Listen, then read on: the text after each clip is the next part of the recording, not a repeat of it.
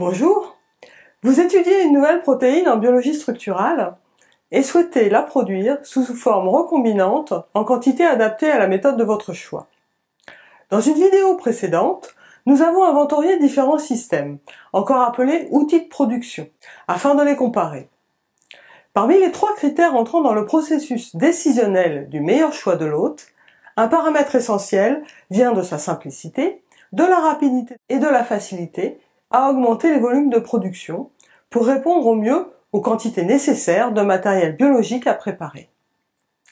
Dans cette vidéo, je vous propose de voir un peu plus en détail ce que chaque outil implique sur le plan expérimental.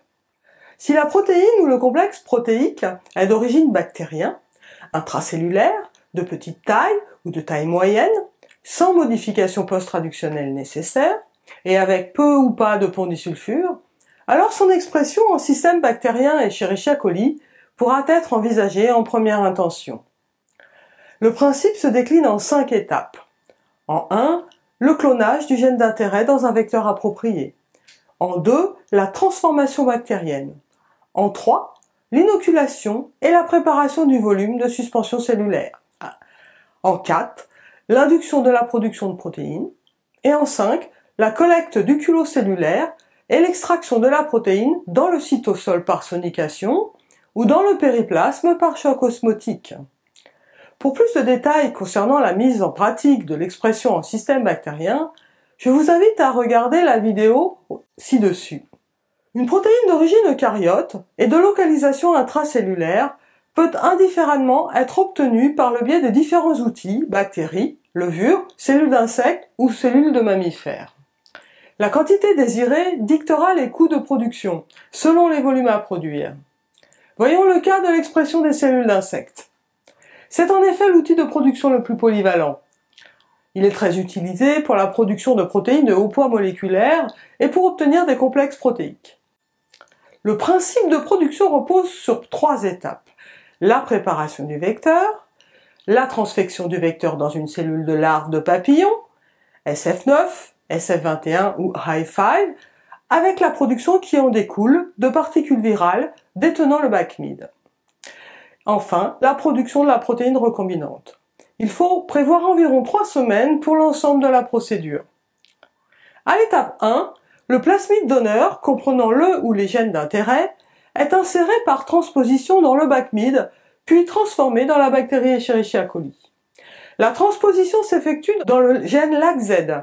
La souche bactérienne produit donc le BACMID recombiné en étant dépourvu de sa capacité à utiliser un substrat chromogène, le X-gal. Un texte blanc-bleu permettra de sélectionner les colonies recombinées de couleur blanche et d'en extraire suffisamment de BACMID. Un deuxième plasmide contenant un gène reporter, le plus souvent le YFP exprimant le Yellow Fluorescent Protein, peut également être inséré dans le BACMID. Le BACMID est ensuite extrait d'un culot bactérien préparé à partir de la colonie sélectionnée, puis il est transfecté dans les cellules d'insectes pour collecter 2 jours plus tard un premier stock de particules virales, le stock V0.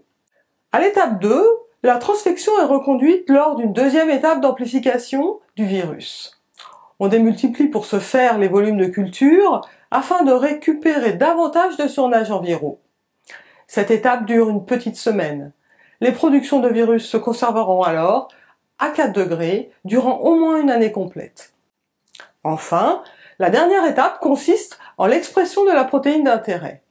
Pour ce faire, de plus gros volumes encore de suspension cellulaire sont utilisés et transfectés par le stock viral.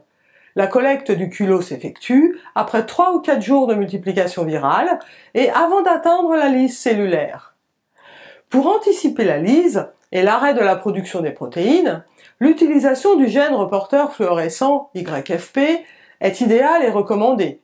Il permet en effet de suivre avec précision les événements cinétiques de la culture à l'aide d'un cytomètre en flux.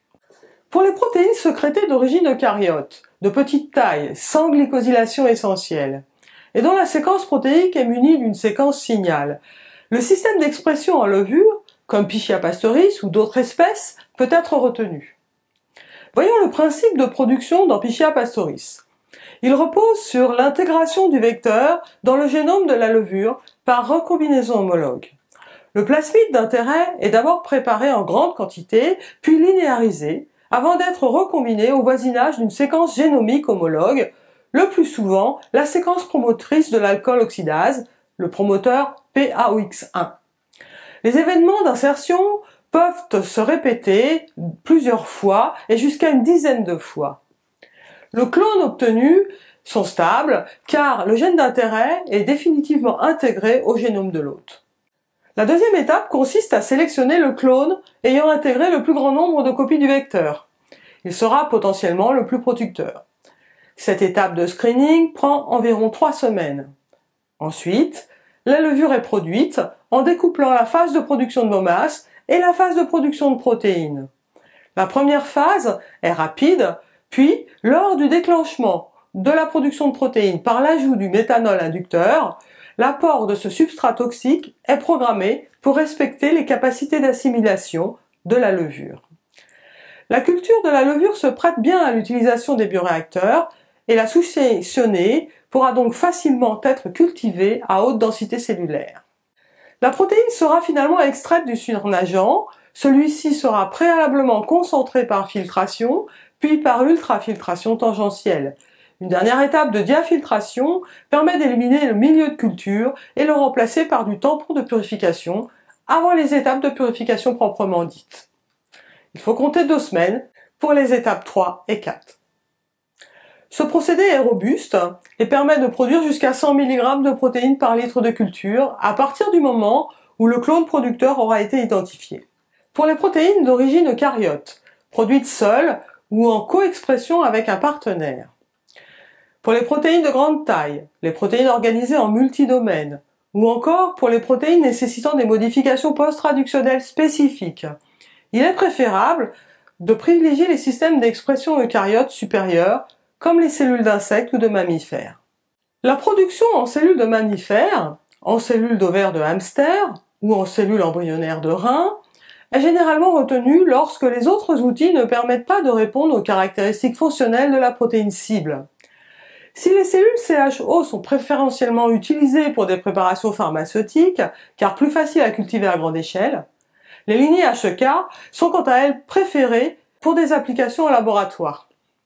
La lignée HEK XP293 est majoritairement utilisée car elle ne produit pas de haut-acétylglucosamine transférase, évitant ainsi l'ajout de sucre atypique sur des chaînes de glycane de la protéine. Avec cet outil, il est possible en une dizaine de jours de produire, à des concentrations pouvant atteindre 50 mg par litre de milieu de culture, des protéines glycosylées de manière homogène, ce qui est un avantage conséquent pour les études de biologie structurale. Après la première étape de clonage et de préparation du vecteur plasmidique, la production se déroule en 2 phases, comprenant la transfection dans la cellule hôte, puis la production de protéines. Les cellules de mammifères sont très fragiles et très exigeantes d'un point de vue nutritionnel. Leur croissance est plutôt lente, ce qui augmente les risques de contamination. Le cycle de production est d'environ 10 jours et les milieux sont relativement coûteux. Un avantage conséquent de l'expression in vitro est de pouvoir produire des protéines dont la toxicité ne permet pas leur production in vivo. En particulier, l'outil est compatible avec l'ajout de composés additionnels comme des détergents dans le but de solubiliser la protéine membranaire. Ce mode de production est donc particulièrement adapté à ce type de protéines, très difficile à purifier. Il est également adapté aux protéines de grande taille, à condition que les modifications post-traductionnelles ne soient pas nécessaires. Les extraits acellulaires peuvent être traditionnellement bactériens ou eucaryotes. On utilise alors des extraits de germes de blé, de tabac ou encore d'insectes. L'étape cruciale et un peu fastidieuse consiste à préparer manuellement ces extraits acellulaires. Quand on dispose de cet extrait cellulaire, et après une étape du clonage du gène d'intérêt et de préparation du vecteur en quantité suffisante, les 2 phases de transcription et de traduction sont alors extrêmement rapides. En 24 heures, il est possible d'obtenir 1 mg de protéines recombinantes pour 1 ml d'extrait préparé. Les rendements peuvent donc être extrêmement élevés. En revanche, le mode cells-free se limite à quelques millilitres de production et les coûts pour les préparer sont des plus élevés pour une faible volumétrie finale. Pour finir, parlons de l'expression de protéines recombinantes en levure de boulangerie. Tout comme le cells-free ou les cellules d'insectes, Saccharomyces cerevisiae est un excellent outil pour la production de protéines membranaires, seul ou en complexe avec un autre partenaire, surtout si les quantités à purifier sont importantes. Attention de bien vérifier l'absence de N-glycosylation dans la séquence protéique. Après une étape classique de clonage, les culots membranaires sont faciles et peu onéreux à préparer, à partir d'un volume suffisant de culture, réalisé en mode batch, à l'aide d'Erlen ou de bioréacteurs. Il faut en revanche disposer d'un outil de broyage des culots de levure afin de collecter les membranes. Il est également nécessaire de disposer d'une méthode de screening efficace pour définir les meilleures conditions d'expression, puis de solubilisation de ces protéines membranaires à l'aide d'un détergent adapté. Enfin, il faut prévoir les étapes ultérieures de purification en choisissant un tag hautement spécifique.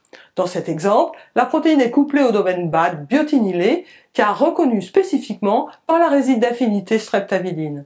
L'ajout d'un site de clivage à l'endoprotéase TEV permettra d'éliminer l'étiquette BAD de purification. En conclusion, il est essentiel de bien prendre le temps de réfléchir aux moyens de production le mieux adaptés à votre construction protéique. Et surtout, de ne pas oublier de penser aux étapes de purification dès la conception de votre vecteur. Merci pour votre écoute et à bientôt.